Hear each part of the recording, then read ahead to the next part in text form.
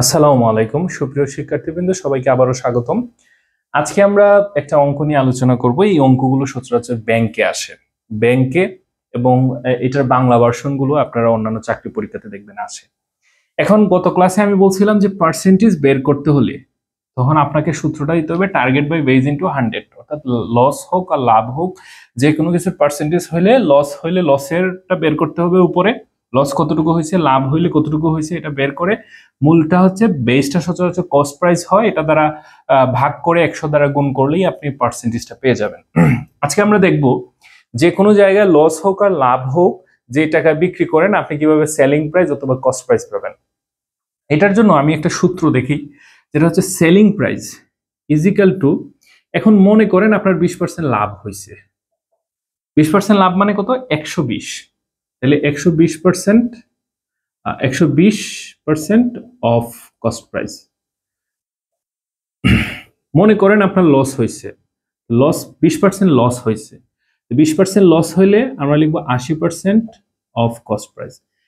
এটা কেন লিখলাম এবং এটার ব্যাখ্যা কি আমি একটু বলি। দেখেন, আপনি যখন 20% লাভ করবেন, মানে 100 টাকার জিনিস আপনি 120 টাকা দিয়ে বিক্রি করবেন, তখন আপনার যে সেলিং প্রাইসটা সেটা কস্ট প্রাইজের 120, মানে 120 হয়ে যাবে, অর্থাৎ আপনার যে সেলিং প্রাইসটা সেটা 120 হয়ে যাবে তখন, মানে আপনি তো 20% লাভে বিক্রি করছেন।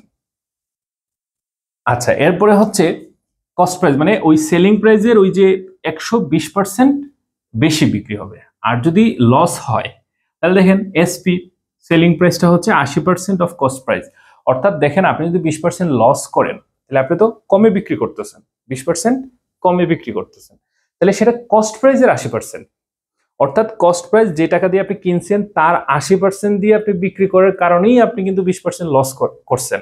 এই যে 20% লসে 80 টাকাই হচ্ছে সেলিং প্রাইস, আর এই হচ্ছে কস্ট প্রাইস। এই দুইটা সূত্রের সাহায্যে আমরা অঙ্কটা আজকে সলভ করব। আমরা একটু দেখি, এ চেয়ার ইজ সোল্ড ফর টাকা 705 এট এ লস অফ 6%, মানে একটা চেয়ার বিক্রি করা হয়েছে 705 টাকায়, যেখানে লস হয়েছে 6%। এখন বলছে ফাইন্ড ইটস কস্ট প্রাইস। ভালো কথা, তাহলে এই যে দেখেন লসের হইলে এটা আমরা করব, তাহলে আমরা যদি লিখি অতএব কস্ট প্রাইসটা, এটা তো সেলিং প্রাইস দেয়া আছে, তাহলে সেলিং প্রাইসটা দেয়া আছে 705 টাকা।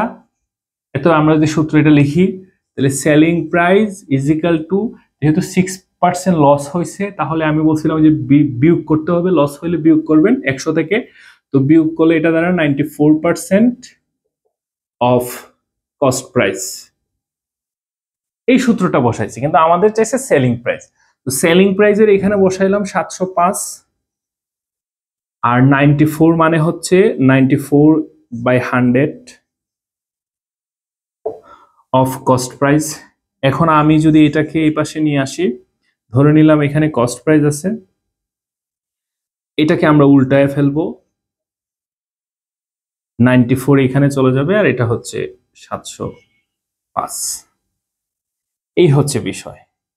এই জিনিসটা আমি একটু বুঝাই দিই, আমি যদি পুরো অংশটুকু এখানে আনতাম, আমি একটা শর্টকাট করছি, এই পাশে যদি এটা আনতাম, আনার পরে এই সামনের অংশটুকু দ্বারা ভাগ করলে এটা উপরে চলে যেত, এটা নিচে চলে আসতো, আর এটা এইখানেই থাকতো।